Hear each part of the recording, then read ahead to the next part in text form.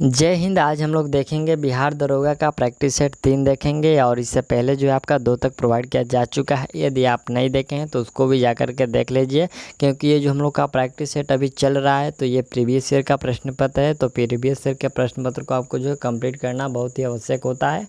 आज हम लोग जो देखेंगे ये 26 अगस्त 2012 का प्रीवियस ईयर का प्रश्न पत्र देखेंगे, जो कि यह है इन्फोर्समेंट सब इंस्पेक्टर यानी कि जो है परावर्तन दरोगा का मेंस का पेपर है। मेंस में भी आपका जो है 2 पेपर होता है। पेपर 1 जो होगा समान अध्ययन का, ये 200 मार्क्स का होगा, और दूसरा जो है यहाँ पर है IBM एक्ट रूल और ऑर्डर्स है। ये भी आपका जो 100 क्वेश्चन होता है, ये भी 200 मार्क्स का होता है, जो कि आपका ये आपको ड्राइविंग लाइसेंस ड्राइविंग के तहत से कुछ होता है। ये आपको जो है अधिनियम के करके ऐसे प्रश्न पूछे जाते हैं। हम लोग सारे प्रश्नों को देखेंगे, तो चलिए हम लोग इसको शुरू करते हैं। और यहाँ से हम लोग का 26 अगस्त 2012 का ये प्रीवियस ईयर का प्रश्न है, जो कि समान अध्ययन का यहाँ पर पेपर 1 है। पेपर 1 जो होता है ये 200 मार्क्स का होता है, और पेपर 2 भी जो होता है वो भी 200 मार्क्स का होता है। देख लीजिए, पेपर 1 में तो आपका समान अध्ययन का 100 प्रश्न है, और जो पेपर 2 है तो पेपर 2 में आपका देख लीजिए यहाँ से ये 100 नंबर के जो है ड्राइविंग लाइसेंस करके जो आपको गाड़ी की नियमावली होती है उसके बारे में ये आपसे प्रश्न, जो जैसे कि आपको ये इंटरव्यू के तहत जो प्रश्न पूछे जाते हैं उसी प्रकार से इसमें देखिए यहाँ पर पूछा गया है कि परिवहन गाड़ी के फिटनेस प्रमाण पत्र की वैधता अवधि है कितनी। तो इसके बारे में थोड़ा सा आपको इसकी जानकारी होनी चाहिए यदि आप इसकी तैयारी करते हैं। तो चलिए हम लोग पेपर 1 को पहले कंप्लीट कर लेते हैं, और ये जो पेपर 2 है इसको हम लोग छोड़ देते हैं, क्योंकि अभी हम लोग का इसका जो है जानकारी लेने से कोई फ़ायदा नहीं है। जब इसका जो आपका ये वैकेंसी आएगा या फिर इसका जो क्लास होगा तब हम लोग इसको पढ़ने की कोशिश करेंगे। अभी हम लोग जो है इसका 100 प्रश्न जो है पेपर 1 को कंप्लीट करते हैं। पहला देख लीजिए, प्रश्न है कि विश्व में सर्वाधिक उत्पादित खाद्य फसल। देखिए, विश्व में सर्वाधिक उत्पादित जो खाद्य फसल होता है वो आपका गेहूं है। ऑप्शन आप लोग सी को रेड करें। देखिए, विश्व में सर्वाधिक उत्पादित खाद्य फसल गेहूं है। भारत में मुख्यतः 3 फसलें उगाई जाती है, ठीक, रबी फसल, खरीफ फसल और जायद फसल। ठीक, रबी फसल में जो आपका आता है गेहूँ जौ आता है, खरीफ फसल में आपका चावल और मक्का आता है, और जायद फसल में क्या आता है आप लोग इसको कमेंट करके बताइए कि 1-2 ऑप्शन आप लोग जायद फसल का बता दीजिए। ठीक, चलिए अगला प्रश्न हम लोग का है कि प्रथम ओलंपिक खेल कहाँ हुए थे। तो प्रथम ओलंपिक जो खेल है यह यूनान में हुआ था। ठीक, ऑप्शन आप लोग एक कर लीजिएगा। देखिए, आधुनिक ओलंपिक खेल प्रतियोगिता का जो प्रारंभ है ये 1896 से। ठीक है, आधुनिक ओलंपिक खेल की जो प्रतियोगिता है इसका आरंभ 1896 ईस्वी में फ्रांस के बैरोन पियरो डी कोबार्टिन के प्रयासों से जो है यूनान के एथेंस शहर में हुआ था, और ये जो प्रत्येक 4 वर्षों के अंतराल पर किया जाता है, ये भी आपको याद रखना है। चलिए अगला प्रश्न हम लोग का है कि 3 नंबर प्रश्न है कि इस महान खिलाड़ी ने एक ओलंपिक खेल में संपूर्ण 10 अंक प्राप्त किए। किसने?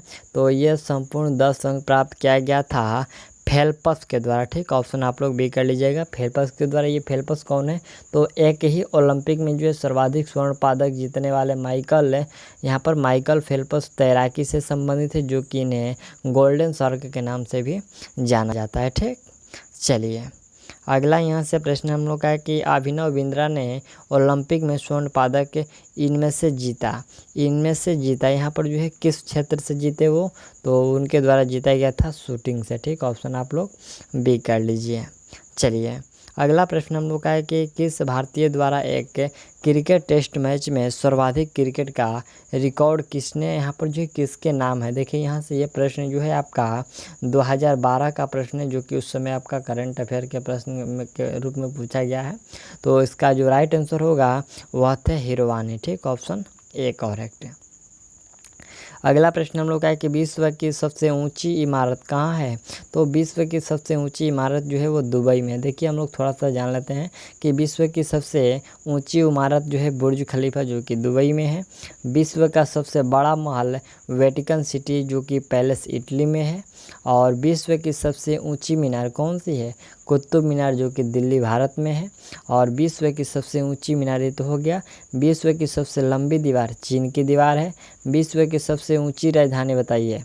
सबसे ऊंची जो राजधानी है वह लापाज, जो कि वो बोल्विया में है। ठीक, चलिए नेक्स्ट प्रश्न हम लोग 7वें नंबर देखते हैं। प्रश्न हम लोग क्या है कि विश्व का सबसे बड़ा पुस्तकालय कहाँ है। विश्व का सबसे बड़ा जो पुस्तकालय है वो वाशिंगटन में है। ऑप्शन आप लोग बी कर लीजिएगा, राइट आंसर बी है। और देखिए विश्व में सर्वाधिक जो बड़ा पुस्तकालय है ये कांग्रेस पुस्तकालय है, ठीक। उसका नाम क्या है, कांग्रेस पुस्तकालय, जो कि ये वाशिंगटन में है। विश्व का सबसे बड़ा संग्रहालय कहाँ है, ये ब्रिटिश संग्रहालय है, ठीक। कौन सा है, तो ब्रिटिश संग्रहालय। विश्व में सबसे विशाल मंदिर अकोरवांड का मंदिर, जो कि यह कंबोडिया में है। विश्व में सबसे बड़ा महाकाव्य कौन सा है, तो विश्व में सबसे बड़ा महाकाव्य हम लोग का महाभारत है। विश्व में सबसे बड़ी मूर्ति स्टैचू ऑफ यूनिटी, यहाँ पर जो यूनिटी जो कि है गुजरात में, ठीक। यहाँ पर आप लोग क्या है कि कुछ इंपॉर्टेंट फैक्ट जो हम लिख नहीं सकते, आप लोग उसको नोट कर लीजिएगा, ठीक। चलिए अगला प्रश्न हम लोग का है कि सर्वाधिक जनसंख्या वाला शहर है कौन सा, तो सर्वाधिक जनसंख्या वाला शहर यहाँ से आपका टोक्यो हो जाएगा, ठीक। विश्व में सर्वाधिक जनसंख्या वाला शहर टोक्यो। और विश्व में सबसे कम आबादी वाला नगर कौन सा है, तो यदि आपसे कम आबादी वाला नगर पूछा जाए तो वेटिकन सिटी होगा, ठीक। चलिए विश्व में सबसे बड़ा नगर क्षेत्रफल किसकी है, तो वह लंदन है। यहाँ पर जो यहाँ पर क्षेत्रफल की दृष्टि से पूछा जाए कि विश्व में सबसे बड़ा नगर, तो वह लंदन हो जाएगा। विश्व में सबसे छोटी नगर क्षेत्रफल की दृष्टि से कौन सा, तो वह वेटिकन सिटी होगा। भारत में सर्वाधिक आबादी वाला शहर कौन सा है, तो वह आपका मुंबई होगा। चलिए 9 नंबर प्रश्न है कि भारत में सबसे लंबा नदी बना पुल कहाँ है। देखिए भारत में सबसे लंबा नदी जो पुल बना है वो कहाँ है, तो वह बिहार में है, ठीक। देखिए भारत में नदी पर बना सबसे लंबा सेतु बिहार की राजधानी पटना में गंगा नदी पर स्थित है, जिसका नाम है महात्मा गांधी सेतु। पटना से हजारीपुर को मिलाने वाले यह सेतु उत्तर बिहार को जो है दक्षिण बिहार से जोड़ता है। नेक्स्ट प्रश्न 10 नंबर है कि भारत का विशालतम क्षेत्रफल वाला राज्य, यहाँ पर विशालतम क्षेत्रफल वाला राज्य यानी कि सबसे बड़ा राज्य कौन सा है, तो है आपका राजस्थान, ठीक। चलिए हम लोग थोड़ा सा टॉप 5 जान लेते हैं कि क्षेत्रफल की दृष्टि से जो राज्य है वो कौन सा है। तो पहले स्थान पर यहाँ से आपका कौन सा राजस्थान आ जाएगा। दूसरे स्थान पर यहाँ से मध्य प्रदेश होगा। तीसरे स्थान पर महाराष्ट्र आता है। चौथे पर उत्तर प्रदेश और 5वें नंबर पर गुजरात आता है। चलिए अगला प्रश्न 11 नंबर है। यह प्रश्न कह रहा है कि तोराह इस धर्म का पवित्र ग्रंथ है किसका, ये जो तोराह है किस धर्म का पवित्र ग्रंथ है, तो आपका राइट आंसर होगा यह यहूदी धर्म का जो है एक पवित्र ग्रंथ है, ठीक। आप लोग ऑप्शन ए करेक्ट कर लीजिएगा। देखिए थोड़ा सा हम लोग और कुछ पवित्र धर्म के बारे में जानते हैं, जैसे कि बाइबिल जो होता है ये ईसाई धर्म का होता है, कुरान जो होता है ये इस्लाम का होता है, भागवत गीता जो होता है ये हिंदू धर्म से होता है। ये सभी जो धर्म पवित्र धार्मिक ग्रंथ है। अगला 12 नंबर है कि मैरी कॉम किस खेल से जुड़ी है, तो मैरी कॉम जो जुड़ी हुई है ये बॉक्सिंग से जुड़ी हुई है, ठीक। चलिए अगला प्रश्न हम लोग का है कि ग्रीन पार्क कानपुर किस खेल से संबंधित है। ये ग्रीन पार्क जो है किस खेल से संबंधित है, तो ये क्रिकेट से, ठीक। ऑप्शन आप लोग जो है बी कर लीजिए। देखिए ये जो ग्रीन पार्क है ये एक स्टेडियम है जो कि यह आपका कानपुर में है और यह क्रिकेट से संबंधित है, ठीक। थोड़ा सा हम लोग और जान लेते हैं। तो ईडन गार्डन आप नाम सुने होंगे, ये कहाँ है, तो ये कोलकाता में है। वानखेड़े स्टेडियम कहाँ है, वानखेड़े मुंबई में है। और होलकर स्टेडियम इंदौर में है। फिरोज शाह कोटला स्टेडियम कहाँ है, फिरोज शाह कोटला स्टेडियम ये आपका दिल्ली में है। मानसिंह स्टेडियम जो कि ये जयपुर में है, ठीक। चलिए अगला प्रश्न है कि जियो मिल्खा सिंह किस खेल से जुड़े हैं, तो जियो मिल्खा सिंह यहाँ से हम लोग का गोल्फ से, ऑप्शन आपका यहाँ से सी होगा, ये गोल्फ से जुड़े हैं।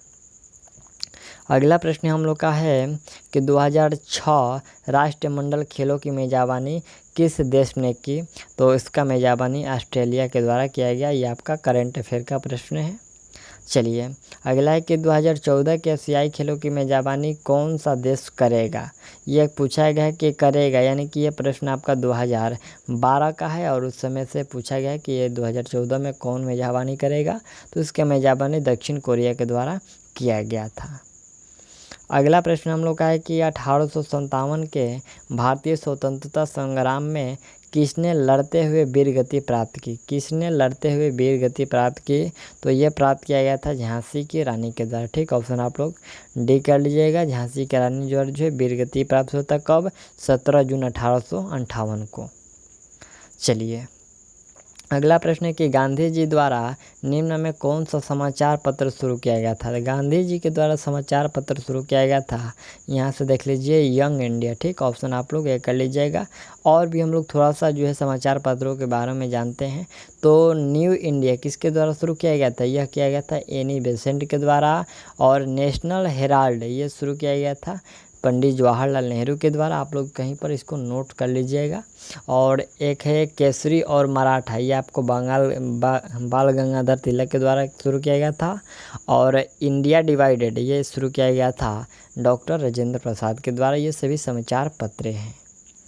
चलिए अगला प्रश्न है कि भारतीय राष्ट्रीय कांग्रेस के प्रथम अध्यक्ष कौन थे। बहुत ही अच्छा प्रश्न है कि प्रथम अध्यक्ष कौन थे। तो इसके प्रथम अध्यक्ष जो थे वह बनर्जी यानी कि भूपेश चंद्र बनर्जी। देखिए 28 दिसंबर 1850 ईस्वी को बम्बई में जो एओ होम के नेतृत्व में इसकी स्थापना हुआ था। और इसके जो प्रथम अध्यक्ष थे वो भूपेश चंद्र बनर्जी थे। ऑप्शन डी जो है करेक्ट कर लीजिए। नेक्स्ट प्रश्न यहाँ से हम लोग का 20 नंबर है कि श्रीलंका की मुद्रा का नाम। श्रीलंका की मुद्रा क्या है, रूपी जो है ये श्रीलंका की मुद्रा है, ठीक। किस देश की सीमा बांग्लादेश से मिलती है। बहुत ही अच्छा प्रश्न है कि किस देश की जो सीमा है वह बांग्लादेश से मिलती है। तो यहाँ से म्यांमार होगा, ठीक। यहाँ पर म्यांमार की जो सीमा है वो बांग्लादेश से मिलती है। देखिए भारत जो है ये 7 पड़ोसी देशों के साथ स्थल सीमा साझा करता है। कौन कौन से, तो वह 7 देश है बांग्लादेश, चीन, नेपाल, म्यांमार, भूटान, अफगानिस्तान और पाकिस्तान। आप लोग एक कमेंट करके बताइएगा कि भारत की जो जल एवं स्थल, ठीक है, यहाँ पर जल और स्थल से लगने वाले जो है देश कौन कौन से भारत के साथ, ठीक। चलिए नेक्स्ट प्रश्न हम लोग का यहाँ से 22 नंबर प्रश्न देख लीजिए। प्रश्न हम लोग का है कि एशिया में होते हुए भी कौन देश यूरोपीय संघ का सदस्य है। देखिए एशिया में होते हुए भी कौन सा देश है जो कि यूरोपीय संघ का सदस्य है, तो वह आपका राइट आंसर तुर्की होगा, ठीक। चलिए नेक्स्ट प्रश्न है कि एशिया में कितने देश हैं। एशिया में कितने देश हैं, तो आपका राइट आंसर होगा 47। चलिए अगला प्रश्न है कि भोपाल गैस त्रासदी के लिए कौन सी बहुराष्ट्रीय कंपनियां जिम्मेवार थी। तो उसके लिए जो जिम्मेवार कंपनियां थी वो यूनियन कार्बाइड, ठीक। ऑप्शन आप लोग एक कर लीजिएगा, यूनियन कार्बाइड जो है जिम्मेवार थी। और इसमें क्या है कि मिथाइल आइसोसिएनेट गैस का रिसाव हुआ था, जिसमें आपको लगभग 3000 लोगों की मृत्यु हुई थी और हज़ारों लोग इसके दुष्प्रभाव से जो है विकलांग हो गए थे। चलिए अगला प्रश्न है कि भारत के किस शहर में दूसरे राज्यों से सर्वाधिक प्रवासी आते हैं, कौन से शहर में, ठीक। तो ये दूसरे राज्य से जो प्रवासी आते हैं ये आते हैं दिल्ली में, ठीक। यहाँ पर कि भारत के किस शहर में दूसरे राज्य से, तो दिल्ली में जो है दूसरे राज्य जैसे कि बिहार हो गया, उड़ीसा हो गया और मध्य प्रदेश हो गया, यहाँ के जो लोग हैं दिल्ली में जाते हैं ये प्रवासी यानी कि जो है मजदूर के रूप में जो काम करने के, ठीक। चलिए अगला प्रश्न हम लोग का है कि किस भारतीय नेता ने सामाजिक नेटवर्क को कुछ भी प्रदर्शित करने से पहले यहाँ पर जो समीक्षा करने को कहा है। तो ये समीक्षा करने को कहा गया है कपिल सिब्बल के द्वारा। Option B correct. चलिए नेक्स्ट प्रश्न है कि किस प्रसिद्ध भारतीय चलचित्र अभिनेता की हाल ही में लंदन में मृत्यु हो गई। देखिए यहाँ पर हाल ही में लंदन में मृत्यु हुआ था यह देव आनंद का। अगला प्रश्न है कि कोलावेरी डी गीत जो यूट्यूब पर लोकप्रिय हुआ ये किस भाषा की फिल्म से है। देखिए यहाँ पर ये 2012 के पहले का ये जो वाई दिस कोलावेरी एक सॉन्ग आया हुआ था। तो यह पूछा गया कि यह किस भाषा की फिल्म से है, हिंदी, अंग्रेजी, तमिल या फिर तेलुगु। तो आपका राइट आंसर होगा ये तमिल है, ठीक। चलिए अगला प्रश्न यहाँ से हम लोग का है कि एक टिकट के PNR में P किसके लिए आता है। देखिए यहाँ से जब आप टिकट खरीदिएगा तो उस पर लिखा होता है PNR। और कौन से टिकट खरीदिएगा, तो ये पैसेंजर का यदि आप खरीदिएगा तब लिखा रहता है, ठीक। इसमें P का अर्थ होता है पैसेंजर और N का मतलब होता है नेम होता है और R का मतलब रिकॉर्ड होता है। तो इसका पूरा नाम हुआ पैसेंजर नेम रिकॉर्ड। चलिए अगला प्रश्न है कि प्राइड एंड प्रेजुडिस इनके द्वारा जो है लिखा उपन्यास है। तो ये जो प्राइड एंड प्रेजुडिस उपन्यास है यह किसके द्वारा ये लिखा गया था, ऑस्टिन के द्वारा। अगला प्रश्न हम लोग का है कि पुस्तक the 3 mistakes of my life किन की लिखी हुई है। तो ये पुस्तक जो है कि the 3 mistake of my life, ये जो पुस्तक है ये लिखा गया था, देख लीजिए। ऑप्शन दिया गया है खुशवंत सिंह, महात्मा गांधी, चेतन भगत और मुल्क राज आनंद। तो आपका राइट आंसर होगा ये चेतन भगत की पुस्तक है, ऑप्शन सी करेक्ट है। चलिए अगला प्रश्न है कि क्वीन ऑफ टॉक किसके लिए रखा गया नाम है। क्वीन ऑफ टॉक किसके लिए रखा गया नाम है। तो ये जो नाम है ये ऑपरा विनफ्रेड के द्वारा रखा गया नाम है, ठीक। चलिए वहाँ पर किन के लिए, तो यहाँ पर ऑपरा विनफ्रेड के लिए जो रखा गया नाम है, ठीक, क्वीन ऑफ टॉक। चलिए अगला है कि ग्रामीण बैंक का संस्थापक कौन था। तो ग्रामीण बैंक के संस्थापक मोहम्मद यूनुस थे, ठीक, ऑप्शन ए कर लीजिएगा। अगला प्रश्न हम लोग का है कि महामाना के नाम से किसे जाना जाता है। महामाना के नाम से किसे जानते हैं। तो यह जाना जाता है मदन मोहन मालवीय को, ठीक, मदन मोहन मालवीय को महामाना के नाम से जानते हैं। देखिए कुछ भारतीय नेता तथा उसके जो है उपनाम, जैसे कि लाला लाजपत राय का एक उपनाम था, क्या था। लाला लाजपत राय का एक उपनाम था जिनका नाम था शेरे पंजाब। बाल गंगाधर तिलक थे तो उनका नाम था लोकमान बाल गंगाधर। जयप्रकाश नारायण का नाम था लोकनायक और जो सुभाष चंद्र बोस थे उनका नाम था उपनाम देशनायक। रविंद्रनाथ को जो है गुरुदेव की उपनाम उपाधि मिला हुआ था। महात्मा गांधी को तो राष्ट्रपिता मिला हुआ था। और आप लोग एक कमेंट में बताइए कि मोहम्मद अली जिन्ना, ठीक, मोहम्मद अली जिन्ना को जो है किस नाम से, यानी कि जो उनका कौन सा उपनाम था। यदि आप लोग को याद हो तो आप लोग कमेंट करिए, यदि जिनको नहीं याद हो तो आप लोग याद करिए। कायद ए आजम जो है वह है किसका, मोहम्मद अली जिन्ना का उपनाम है, ठीक। चलिए अगला प्रश्न 35 नंबर है कि वर्ष 2010 में किस शहर में जर्मन बेकरी विस्फोट कांड हुआ। देखिए यहाँ पर जर्मन बेकरी विस्फोट कांड हुआ, ये 2010 में, ये किस शहर में हुआ था। तो ये जो हुआ था यह आपका पुणे में हुआ था, ठीक, ऑप्शन बी कर लीजिएगा। और अगला 36 नंबर प्रश्न है कि कंपनी रिसर्च इन मोशन किसके निर्माण से संबंधित है। तो ये संबंधित है ब्लैकबेरी के निर्माण से। अगला प्रश्न हम लोग का है कि संगलू समिति इनके लिए जो है नियुक्त की गई थी। ये जो संगलू समिति है किसके लिए नियुक्त की गई थी। तो ये 2010 जो कॉमनवेल्थ खेल है उसके लिए संगलू समिति नियुक्त की गई थी। प्रश्न हम लोग का 38 नंबर है कि नियाग्रा फॉल्स यहाँ स्थित, यानी कि जो नियाग्रा जलप्रपात है ये कहाँ है। तो यह यूएसए में है, ठीक। चलिए अगला प्रश्न है कि भारतीय वायुसेना का आदर्श वाक्य क्या है। भारतीय वायुसेना का आदर्श वाक्य क्या है। तो एक आदर्श वाक्य है touching the sky with glory, option A correct कर लीजिए। चलिए अगला प्रश्न हम लोग का है कि निम्न में कौन ब्रिक राष्ट्र नहीं है। देखिए यहाँ पर ब्रिक राष्ट्र कौन सा नहीं है, ब्राज़ील, रूस, ब्रिटेन या फिर चीन। तो इसमें हम लोग का ब्रिटेन जो है ये नहीं है। देखिए यहाँ पर ब्राज़ील, रूस, भारत, चीन और दक्षिण अफ्रीका जो है ये सभी ब्रिक्स के सदस्य हैं, 5 देश हैं, ठीक। चलिए भारत का राष्ट्रीय वृक्ष कौन सा है, नीम, बरगद, आम या फिर ताड़। तो आपका राइट आंसर होगा ये बरगद है जो राष्ट्रीय वृक्ष है, ठीक, ऑप्शन बी कर लीजिएगा। सभी लोग अपना आंसर करते रहिएगा, आपका जो चैट बॉक्स है वो खुला है। प्रश्न है कि भारत का राष्ट्रीय चिन्ह क्या है।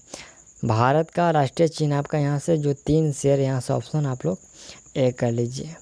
चलिए यहाँ से 43 नंबर जो प्रश्न है कि कौन 1922 में बनी स्वराज पार्टी के संस्थापक नेता थे। देखिए यहाँ से 1922 जो लिखा गया आप लोग 1923 कर लीजिएगा, ये मिस्टेक हो गया है। स्वराज पार्टी का जो स्थापना हुआ था ये 1923 में हुआ था। और ये किसके द्वारा, तो चित्तरंजन दास और मोतीलाल नेहरू के द्वारा, जो कि यह असहयोग आंदोलन के असफलता के निराश होकर जो है इन्होंने इलाहाबाद में इसकी स्थापना की है। और इसका जो मुख्य उद्देश्य था कि चुनाव जीतकर सदन में जाकर सरकार के विरोधी नीति का जो है चलना है, पर जो उनकी विरोधी नीति पर चलना इसका मुख्य उद्देश्य था, ठीक। चलिए 44 नंबर प्रश्न है कि किसने 1932 ईस्वी में पाकिस्तान नाम दिया। पाकिस्तान जो नाम 1932 में ये दिया गया था चौधरी रहमत अली के द्वारा। ऑप्शन आप लोग जो है बी करेक्ट कर लीजिए। देखिए हम लोग थोड़ा सा इसके बारे में जानते हैं। तो 1932 से लेकर 35 ईस्वी के बीच जो है कैम्ब्रिज इंग्लैंड में पढ़ने वाले चौधरी रहमत अली नामक एक मुस्लिम छात्र ने एक पर्चा जारी कर पृथक राज्य पाकिस्तान की जो है परिकल्पना को जन्म दिया। और इसके बाद जो है 22-23 मार्च 1940 को मुस्लिम लीग के लाहौर अधिवेशन में जो है पहली बार पृथक पाकिस्तान राज्य का निर्माण का जो है प्रस्ताव पारित किया गया। कब? ये 1940 में इसका पारित किया गया था और ये 32 में जो है नाम दिया गया था चौधरी रहमत अली के द्वारा। चलिए अगला प्रश्न हम लोग का है कि इंदिरा गांधी द्वारा राष्ट्रीय आपातकाल की घोषणा कब की गई? तो राष्ट्रीय आपातकाल की घोषणा ये किया गया 1975 में। चलिए अगला प्रश्न हम लोग का है कि भारतीय संविधान में कितने अध्याय हैं? तो भारतीय संविधान में कितने अध्याय? यहाँ पर 22 जो है अध्याय है। ठीक, ऑप्शन आप लोग सही करें। देखिए भारतीय संविधान को जब 26 नवंबर 1949 को संविधान सभा द्वारा पारित किया गया तब इसमें कुल 22 भाग और 395 अनुच्छेद और जो है 8 अनुसूचियाँ थी। लेकिन वर्तमान समय में जो है 22 भाग 395 अनुच्छेद और 12 अनुसूचियाँ हैं। ठीक, चलिए अगला यहाँ से हम लोग का 47 नंबर जो प्रश्न है कह रहा है कि भारतीय सरकार द्वारा दोहरी नागरिकता कब स्वीकृत की गई? दोहरी नागरिकता ये कब स्वीकृत किया गया? तो ये 2005 में स्वीकृत किया गया। नेक्स्ट प्रश्न है कि भारतीय संविधान में स्वतंत्रता का अधिकार से संबंधित आर्टिकल की संख्या। देखिए स्वतंत्रता का अधिकार से संबंधित जो आर्टिकलों की संख्या है, अनुच्छेदों की संख्या है वो 19 है। ठीक, अनुच्छेद जो है 19 जो होता है ये स्वतंत्रता का अधिकार है। चलिए अगला प्रश्न है कि RTI कानून इस वर्ष प्रभावी हुए। ये कब प्रभावी हुआ? तो यह प्रभावी हुआ था 2005 में। RTI का फुल फॉर्म क्या होता है? राइट टू इन्फॉर्मेशन, यानी कि सूचना का अधिकार होता है। ठीक, अगला प्रश्न है कि भारतीय संसद के संयुक्त अधिवेशन की अध्यक्षता कौन करता है? संयुक्त अधिवेशन की जो अध्यक्षता है ये स्पीकर या फिर लोकसभा के द्वारा किया जाता है। अगला प्रश्न है कि भारत के किस राष्ट्रपति का काल यह दीर्घतम रहा? देखिए यहाँ पर दीर्घतम यानी कि लंबे समय तक रहा, तो यह रहा है डॉक्टर राजेंद्र प्रसाद का।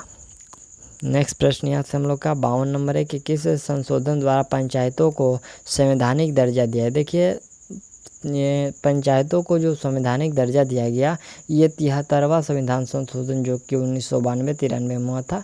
इसी के अंतर्गत जो है 11वीं सूची जोड़ी गई और इसमें पंचायती राज संबंधी प्रावधानों को सम्मिलित किया गया।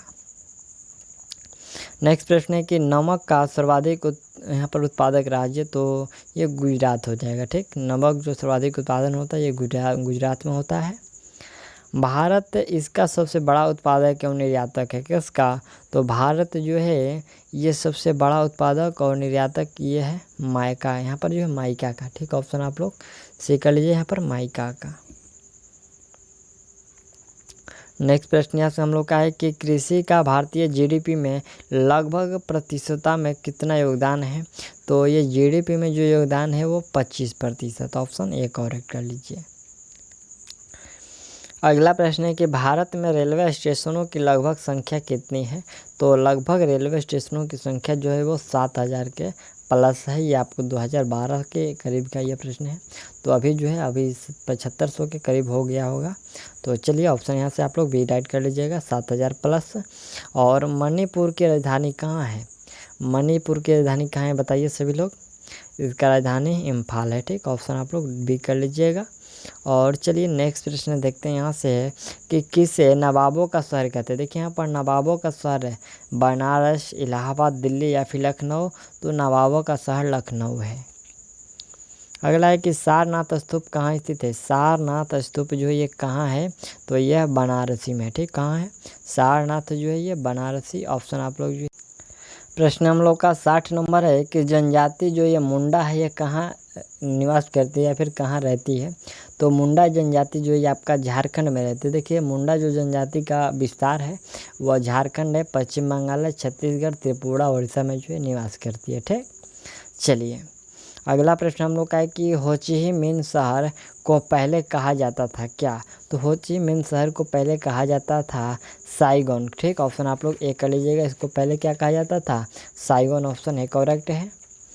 अगला यहाँ से प्रश्न है कि भारतीय मानक समय जो ग्रीनविच समय से कितना आगे पीछे है?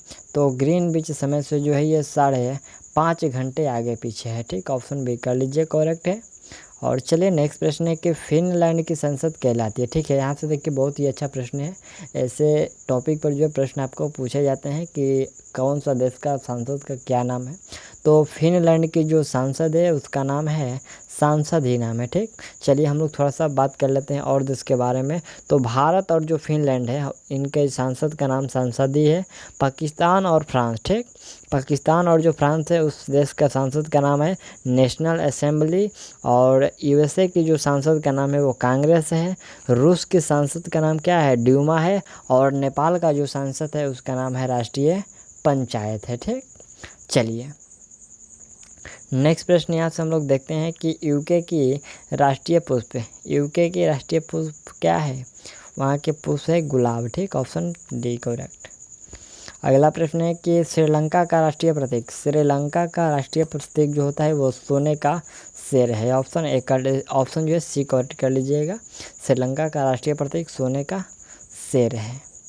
चलिए अगला प्रश्न हम लोग का है कि निम्न में कौन सा एक महत्वपूर्ण हरित गृह गैस, देखिए यहाँ पर हरित गृह जो है, हरित गृह गैस है तो आपका यहाँ से कार्बन डाइऑक्साइड होगा। ठीक, चलिए अगला प्रश्न है कि निम्न में कौन सा एक संरक्षित जीवमंडल का नाम नहीं है?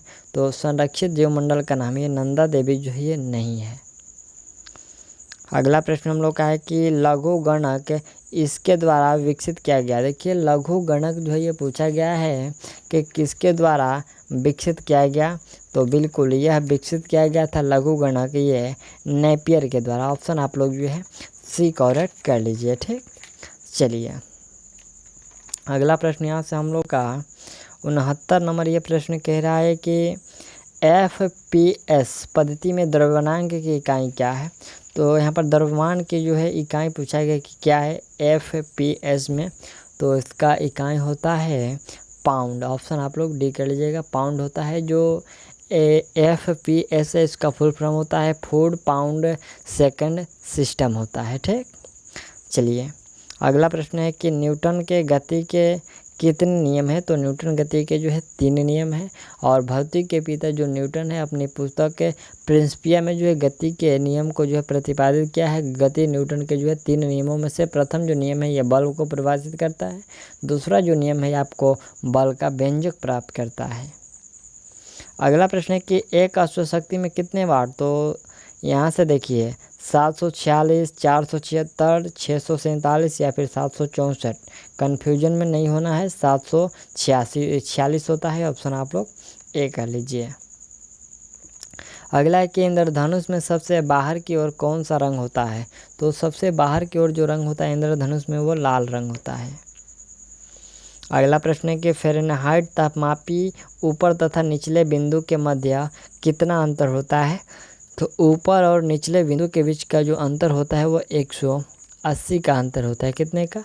180 का अंतर होता है। ऑप्शन आप लोग बी करेक्ट कर लीजिएगा। ठीक, चलिए अगला प्रश्न हम लोग का है कि पराश्रव्य ध्वनि की आवृत्ति कितनी होती है? देखिए जो पराश्रव्य ध्वनि होती है उसकी आवृत्ति 20,000 जो हर्ट्ज यानी कि 20,000 इंच जेड से जो है अधिक होती है। और इसको जो है मानव सुन नहीं सकते हैं, इसको कुछ जानवर सुन सकते हैं जैसे कि कुत्ता, बिल्ली, चमगादड़ आदि इसे इन्हें सुन सकते हैं। ठीक, इसकी जो आवाज़ की तीव्रता होती है ये सबसे बहुत अधिक होती है, इसमें जो है बहुत अधिक ऊर्जा होता है। ठीक, चलिए अगला प्रश्न हम लोग का 75 नंबर है कि रेडियो सक्रिय पदार्थ भंडारित करने के लिए बने पात्र इससे बने होते हैं। बने पात्र जो है इससे बने होते हैं। किससे बने होते हैं? ये लेड से बने होते हैं। ठीक, चलिए अगला प्रश्न है कि सिरके में होता है, सिरके में कौन सा? यहाँ से एसिटिक अम्ल जो होता है ये सिरके में होता है। और लैक्टिक अम्ल जो होता है आपको ये खट्टे दूध में होता है। ठीक, सिरका और अचार में एसिटिक अम्ल होता है। सोडा वाटर में कौन सा अम्ल होता है? कार्बोनिक अम्ल होता है सोडा वाटर में, और टार्टरिक अम्ल जो होता है वो अंगूर में होता है और इमली में होता है। ठीक, मैलिक अम्ल किस में होता है? मैलिक अम्ल सेब में होता है। चलिए अगला प्रश्न यहाँ से हम लोग का है कि निम्न में कौन जल में घोलने पर विद्युत का चालन नहीं करता है? तो विद्युत का चालन नहीं करता है, देखिए चीनी यदि आप घोरिएगा तो वह विद्युत का चालन नहीं करेगा। अगला प्रश्न है कि हैबर प्रक्रम यानी कि हैबर विधि किसके औद्योगिक उत्पादन हेतु तो प्रयुक्त होती है? तो हैबर विधि के द्वारा जो है अमोनिया का निर्माण होता है और अमोनिया बनाया जाता है। अगला है कि कौन सा अम्ल कांच को घोल सकता है? तो कांच को घोल सकने वाला अम्ल जो है वो आपका हाइड्रोफ्लोरिक अम्ल। ठीक, ऑप्शन आप लोग डी कर लीजिएगा, हाइड्रोफ्लोरिक अम्ल है। चलिए नेक्स्ट प्रश्न यहाँ से है। प्रश्न है कि ब्रह्मांड में सर्वाधिक पाया जाने वाला तत्व कौन सा? देखिए यहाँ पर तत्व की बात हो रही है, तो तत्व में कौन सा हो जाएगा आपका? यहाँ से तत्व की बात हो रही है तो ब्रह्मांड में सर्वाधिक पाया जाने वाला तत्व हाइड्रोजन होगा, और वायुमंडल में सर्वाधिक पाए जाने वाला तत्व यहाँ से नाइट्रोजन होता है। ठीक, तथा पृथ्वी पर जो सर्वाधिक पाया जाने वाला कौन सा होगा? पृथ्वी पर सर्वाधिक पाया जाने वाला आपका ऑक्सीजन होगा। ठीक, इसमें आपको ब्रह्मांड में पूछा गया है तो हाइड्रोजन। चलिए अगला प्रश्न यहाँ से हम लोग का 81 नंबर प्रश्न क्या कह रहा है? प्रश्न है कि वह पदार्थ जो ठोस के रूप में द्रव अवस्था से कम घनत्व वाला होता है उसे कहते वो कौन सा है? तो वह है जल है। ठीक, ऑप्शन आप लोग सी कर लीजिएगा, वो कौन सा है? वो जल है। अगला यहाँ से प्रश्न 82 नंबर है कि पाइकोलॉजी किसका अध्ययन है? पाइकोलॉजी है किसका अध्ययन है? शैवालों का अध्ययन जो होता है ये पाइकोलॉजी होता है। अगला प्रश्न है कि इनमें कार्बोहाइड्रेट नहीं होता है। किस में कार्बोहाइड्रेट नहीं होता है जी? तो आपका राइट आंसर होगा ये जो विषाणु होते हैं इसमें कार्बोहाइड्रेट नहीं होता है।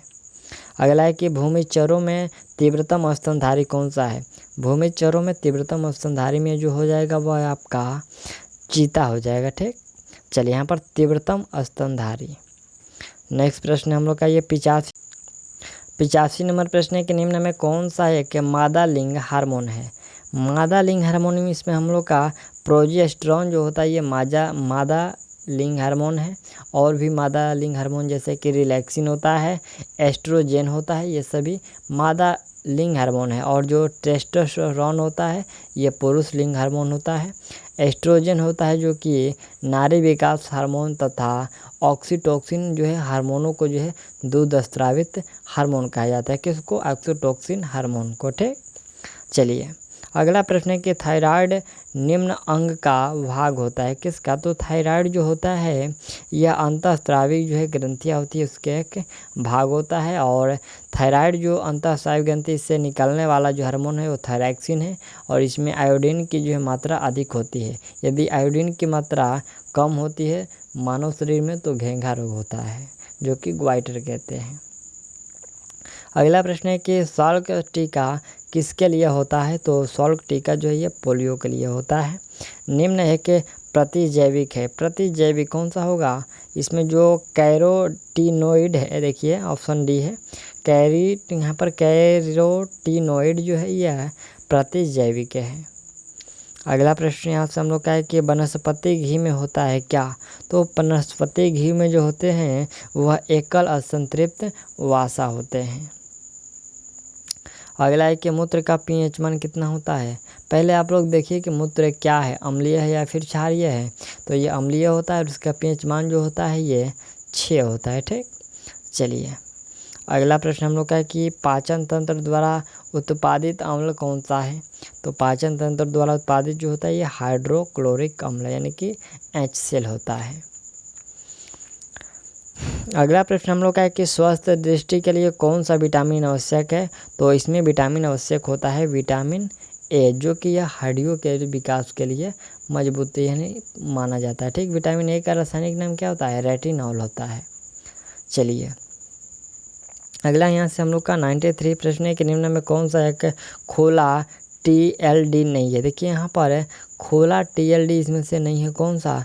तो आपका राइट आंसर होगा ये कोप, यहाँ पर डॉट कोप जो है ये खोला TLD नहीं है। अगला प्रश्न यहाँ से देख लीजिए, NIC कार्ड ये एनआईसी कार्ड का फुल फॉर्म क्या होता है? तो एनआईसी का होता है नेशनल इन्फॉर्मेशन सेंटर होता है, ठीक। ऑप्शन आपका यहाँ से देख लीजिए, नेशनल इन्फॉर्मेशन सेंटर जो कि पीसी यहाँ पर जो है पीसीएस को जोड़ता है, ठीक है। यहाँ से बी देख लीजिए, इसका जो एनआईसी का जो काम है यह आपको जो है पीसीएस को जोड़ता है, ठीक। चलिए 95 नंबर प्रश्न है कि संगणक की गति किसमें व्यक्त की जाती है? तो यह गीगाहर्ट्ज में जो है व्यक्त की जाती है, ठीक। चलिए अगला प्रश्न है कि डीवीडी में वी का अर्थ होता है, क्या होता है? तो वी का अर्थ डीवीडी में जो है वर्सेटाइल होता है। डीवीडी का फुल फॉर्म होता है डिजिटल वर्सेटाइल डिस्क होता है, और इसमें जो है वी का पूछा गया था, तो ये वर्सेटाइल होगा, ठीक। चलिए अगला प्रश्न हम लोग का है कि रैम में ए किसके लिए आता है? तो रैम का जो फुल फॉर्म होता है रैंडम एक्सेस मेमोरी होता है, और जो यहाँ पर आपका पूछा गया क्या ए, तो ए का मतलब एक्सेस होगा, ऑप्शन ए करेक्ट।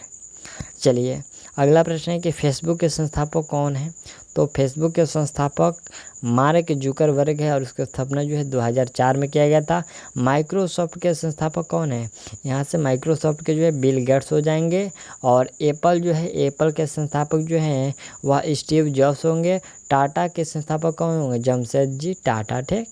चलिए अगला प्रश्न है कि बायोडीजल इससे बनता है। तो जो बायोडीजल होते हैं वह किससे बनते हैं? ये आपको घास से बनाया जाता है, ठीक।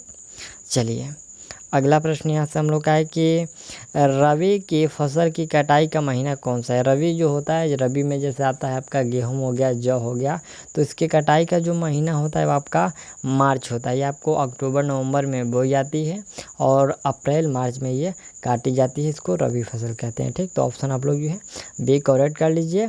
और यहाँ तक हम लोगों ने जो है 100 प्रश्नों को कंप्लीट कर लिया।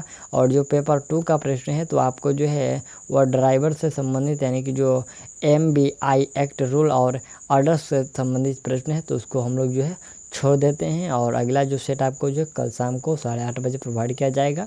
तो चलिए मिलते हैं अगले वीडियो में, और तब तक के लिए थैंक्स ऑल दी बेस्ट।